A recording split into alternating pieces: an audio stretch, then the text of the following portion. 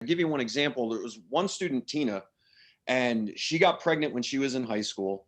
She had 5 kids by the time that she was a student with me. All of her kids were training with me. And she was in a physically abusive relationship. Her husband would beat her. And she stayed in that relationship for years just because she didn't have a high school diploma.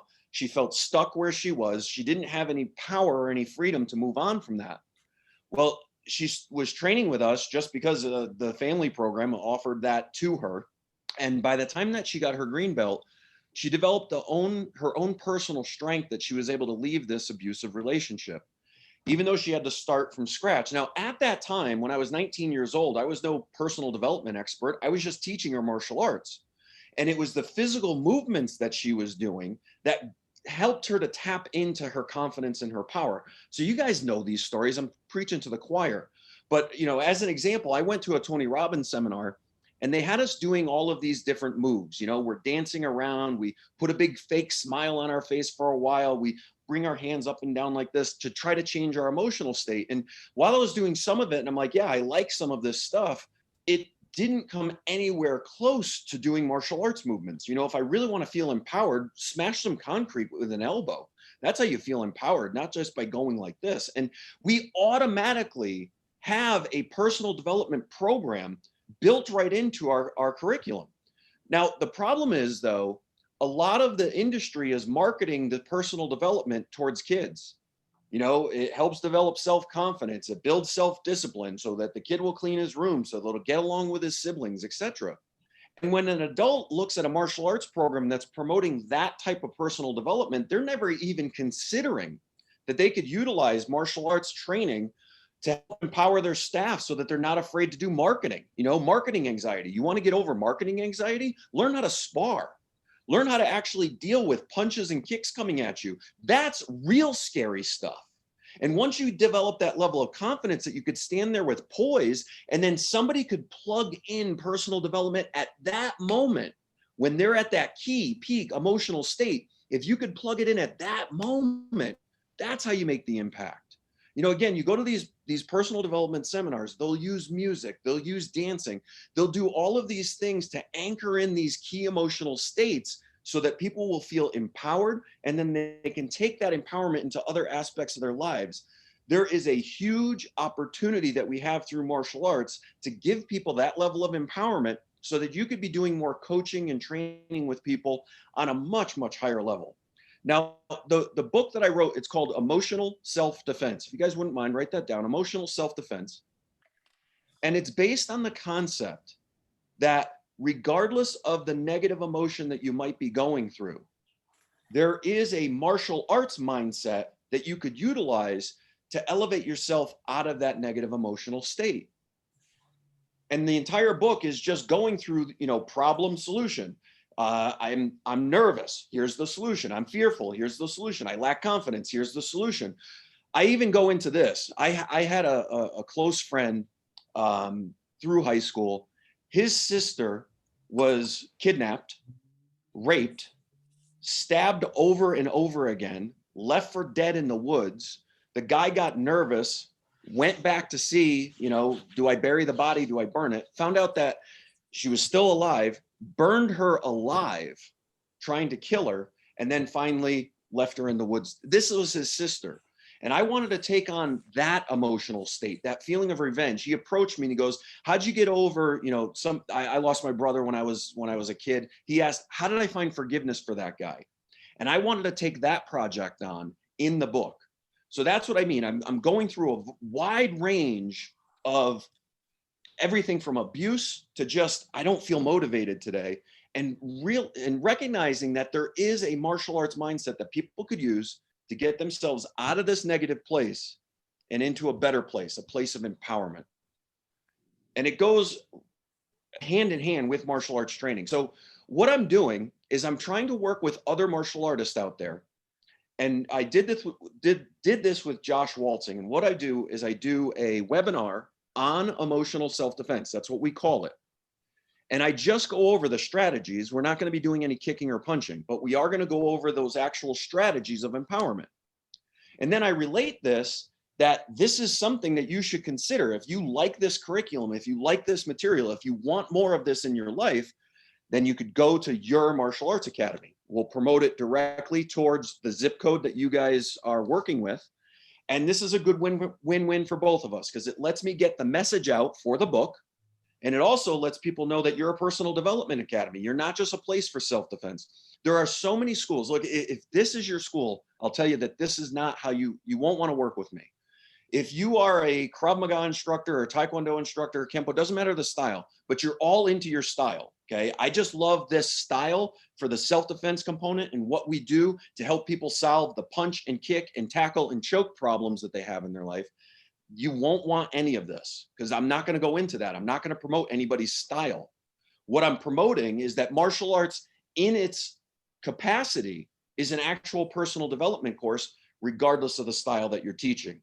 You know, just the exercise of, again, moving punches and kicks, those explosive movements, that changes your emotional state. Breaking boards, that changes your emotional state. Learning how to spar, learning how to take people down. Or if you're a submission grappler, you know, one of the most empowering things is to be half your partner's size and choke them until they tap out. That's an empowering thing. That's completely busting through limitations. That's what I'm promoting with this. So I don't know, what do you guys think? Do you have any questions on what we would do together? Did I clarify how I'm doing this? That's awesome. Oh, great. Giorgio, good to see you. You too, sir. Long time. Yeah, it's been a while when we did that instructor college. With Tony and you opened your own school, right? Yes, sir. Congratulations. Thank you, sir. So how would you work that with these individual school owners? What I do is we'll initially do a phone call. And what I want to find out is what resources they have available that we can utilize to promote this. When I did this with Josh Waltzing, we found out that he had a few people in his school that ran non-competing businesses that would also be good promotional partners. You know, you might have somebody that runs a yoga studio, or they do massage therapy, or they do some other way of helping, empowering people, but they're not going to compete with you on the self-defense aspect. So then I organize everybody as a tribe, and we just do a series of social media posts. But because all of the businesses are working together, we could do this with actually no ad spend. When I did this with Josh Waltzing, the initial goal was, let's all put $100 in. And because there's 5 of us, we'll now have a $500 marketing campaign. Just before we were about to launch, some Chinese company hacked my Facebook account and took over my ad account, so we couldn't do any of the ad spend. So we're like, well, plan B, let's just figure out how to do this for free. And we did that, and we actually had 48 people attend the workshop, which all turned out for leads in his area, because that's all that we were focused on, were leads in his area.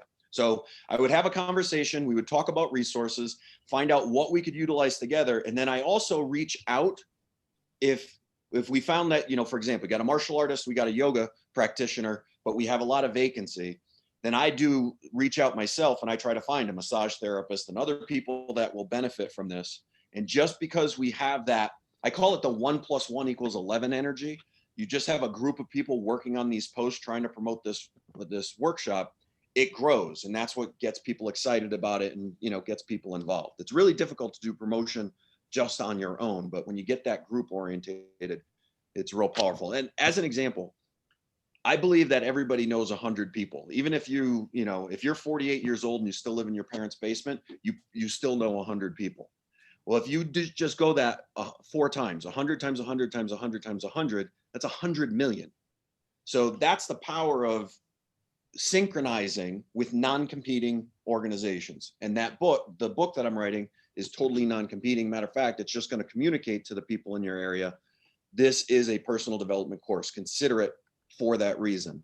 I started changing my website with blog posts that are more personal development related.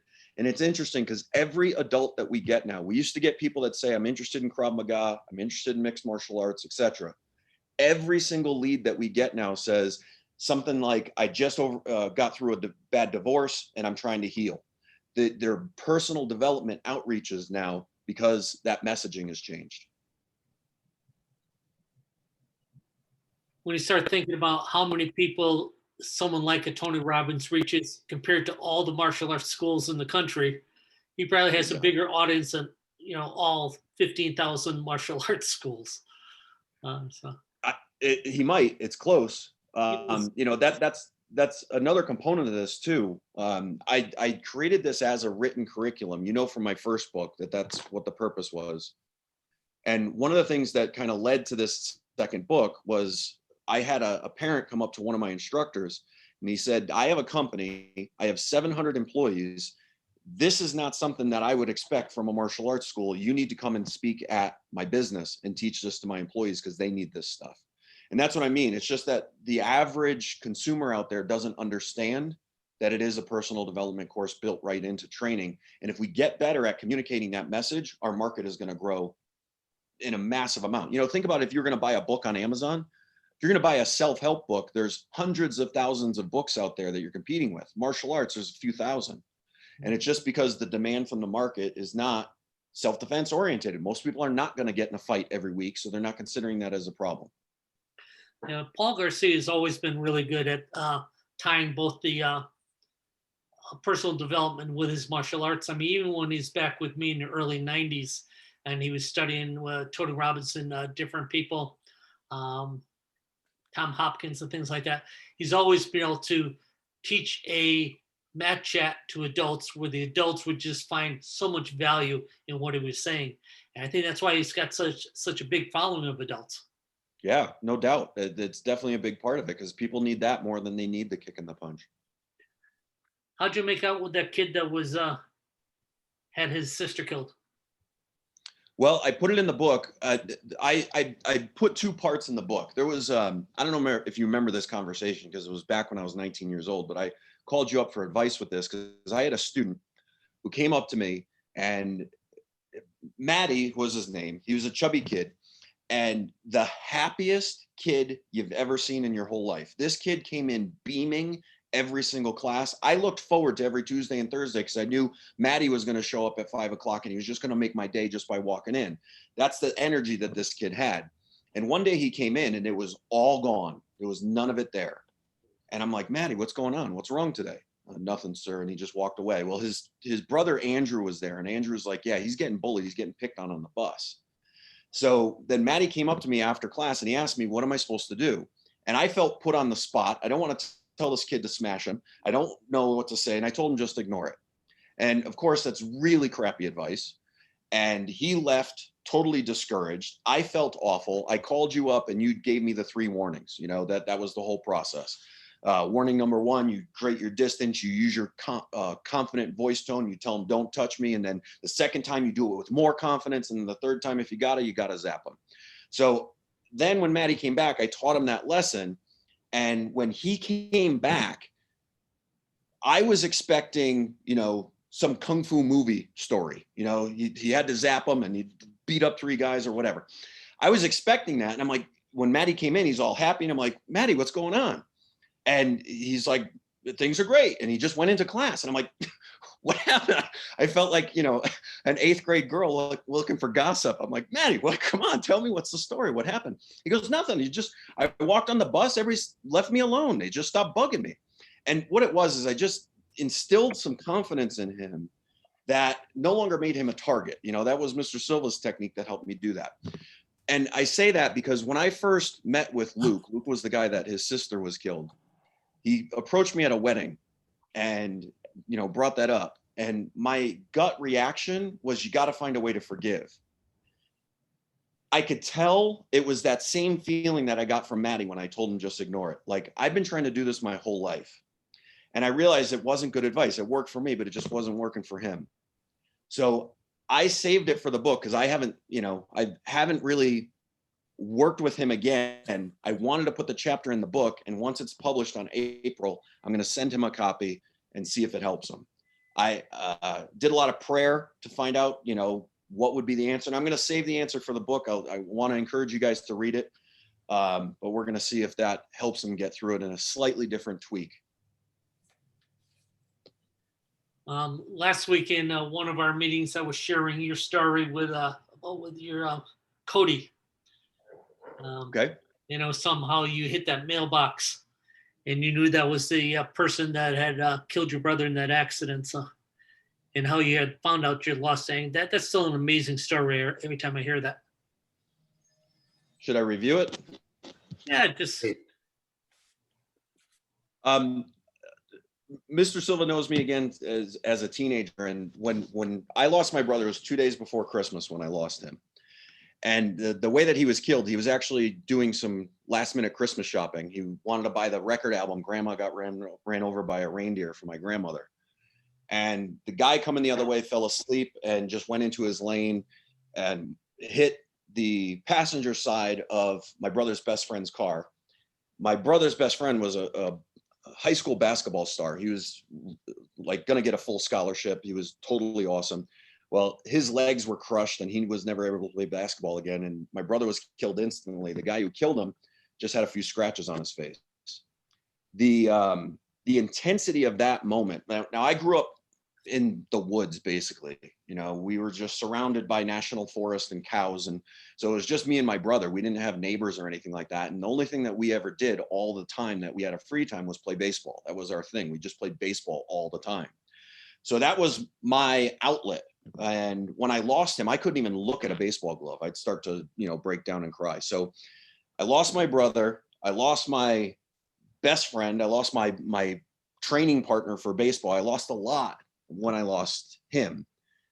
And when you don't have an outlet for your energy, when you're a 13-year-old kid, anger seems to be a natural recourse to depression. And that's where I was bouncing. I was massively depressed, suicidal, actually. And that feeling, it's like my soul is like, don't feel this way. You could be better than this. And I would elevate to anger, but I would elevate to anger in school or at church and things like that. And it was never appropriate. So I'd always get in trouble. I'd get angry. The teachers would punish me. Then I'd go back to depression. And I was bouncing, from those two negative emotional states back and forth, back and forth. My parents were trying therapy and all these different things. Nothing was working. They heard about martial arts. My mom was super resistant. I wanted to do martial arts since I was in second grade. She kept saying no. She saw Bruce Lee movies where he's getting cut across the chest. She had no interest in letting me do any of that stuff. But it was so bad that she's like, I'm going to give this a shot. We want to try this out. So that's when I discovered East West Karate and Mr. Silva. And the training, because it gave me a healthy outlet for my anger, I was addicted immediately. I have this rage inside of me. I got to get it out. If I don't get it out, it's going to be bouncing back and forth from depression and back and forth. So I was training really hard. I was there all the time. Started doing competition, and I had the opportunity to test early for my black belt in front of Master Parker. I had read all of Master Parker's books. I've attended many of his workshops. He was a hero to me. So having that opportunity to test in front of him was huge. And I still remember this. At the end of the test, it was an exhausting exam. I believe it was 8 hours. I broke my hand on my board break. My ankle, they had to tape it together from a sparring session because it busted. And I was totally exhausted. And I felt unbelievable. I felt this amazing connection that you just can't explain. I was 16 at the time. And afterwards, we had a little party. I was sitting next to Kevin Sullivan on a love seat, this tiny little couch type thing, and Ed Parker decides to sit between us. Now Ed Parker was a huge guy; his hands were like carrots. He sits between us. Kevin and I are like oozing off the side of the couch. He puts his arms around us and starts telling stories like Grandpa. That feeling changed who I was as an individual. I felt breaking up here, a part of something. That's really what that was. You're welcome to the tribe. You are now one of us. To have that when you're 16, you need that when you're 16. So at the end of that, I drive home. On the way home, I have this, because of the exhaustion of the test, this autopilot feeling. You're supposed to go to the store, but you keep doing the route to work, if you guys ever been like that. And in that moment, my side view mirror hits a mailbox.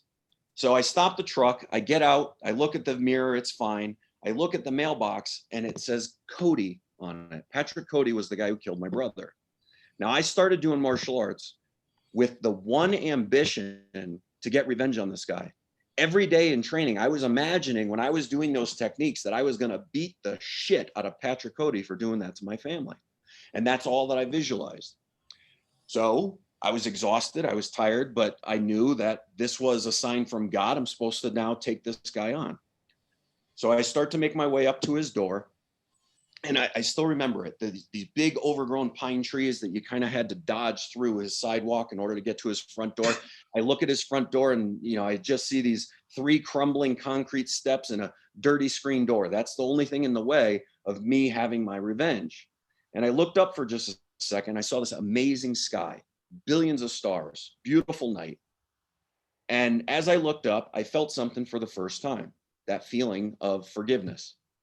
And then all of that anger, all of that negativity disappeared from me. And I actually felt that. I'm like, where is this rage? I needed that rage to like beat the hell out of this guy, and I couldn't find it. It was gone. But the true word was, it was healed. That's the power that we have as martial artists.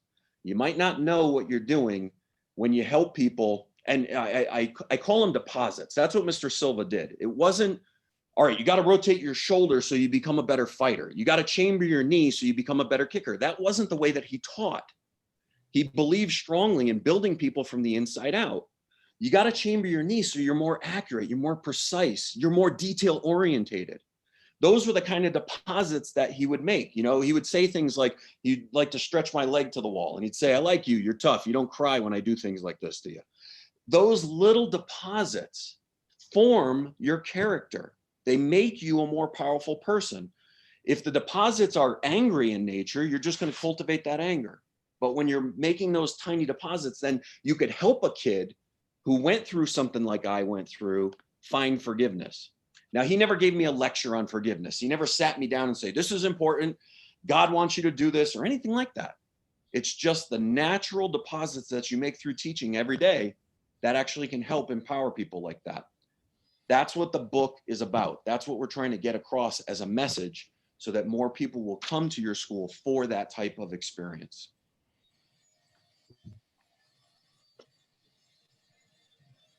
If I had a school, sir, I want you to speak for me, because talk about becoming the lighthouse in your community when you have powerful stories like that. It's huge. I'm sorry, I didn't hear you in the beginning. No, we always try to become that lighthouse, that part of our community that's much more than punching, blocking, kicking. It's all about developing the individual. So having you speak, it's always important to have someone outside your organization to speak. So if you spoke as a guest on this, an expert on this, and tied it into anyone's school, I think it'd be huge.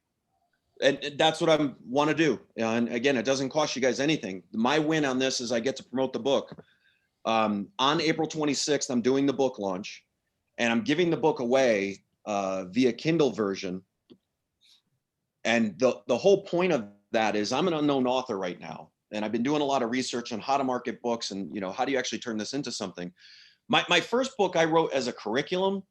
I didn't really intend to like mass produce that. I didn't intend for that book to be in the hands of 1 million people. This one I want in the hands of 1 million people. So I have to push myself from going from an unknown to a big published author. So the way that from what I learned about researching on this, if you can in one day outsell what other books are doing, the Tony Robbins type people, those bestsellers, if you can on your first day of launch outsell what they're doing on that day, you could actually pass them on Amazon. And now when people type in self-help, emotional self-defense will come up with all of these other books that you see on the bookshelf. Now, from my research, it means that I've got to do somewhere between 2,000 and 4,000 books on day one. That's why I'm giving them away. Because if I could get 4,000 people to download the book for free, now I'm in that bestseller list, and that's just going to be good for everybody in the industry. So when I do these webinars, that's what I'm telling everybody. This is what you could do for martial arts. Get my book on April 26th. And by the way, go to Giorgio's school. He's got a great introductory program for you, whatever you want me to say as your plug at the end. And we'll put that together with the marketing campaign. We'll cultivate a few cooperative partners. If you guys want to, take some time to help me with that, share your resources or reach out to people in your community that might benefit from this workshop as well. And then just whatever post I'm going to be giving you, we do it for 2 weeks. I'll give you a bunch of posts with some videos and things like that. Just share them. That's all you got to do. Just share them. Share them in your network. Let people know about the webinar. We'll come to the webinar and we'll educate the community on what we do together. Excellent. Thank you. let me give everybody my email. It's just my name, Scott with 2 T's. There's a period after my first name, then AKSAMIT@gmail.com. Just email me your email and your cell phone. We'll set up a time to talk directly. I do this, school one-on-one. And we'll set up a time to talk, and we'll just put the whole game plan together, and then we'll make this happen. We'll get you some students. Where do you get emotional self-defense? I'm sorry? Where do you get the emotional self-defense book? It doesn't come out until April 26th. Oh, okay, that's okay. Gotcha. Now, here, let me put this in here.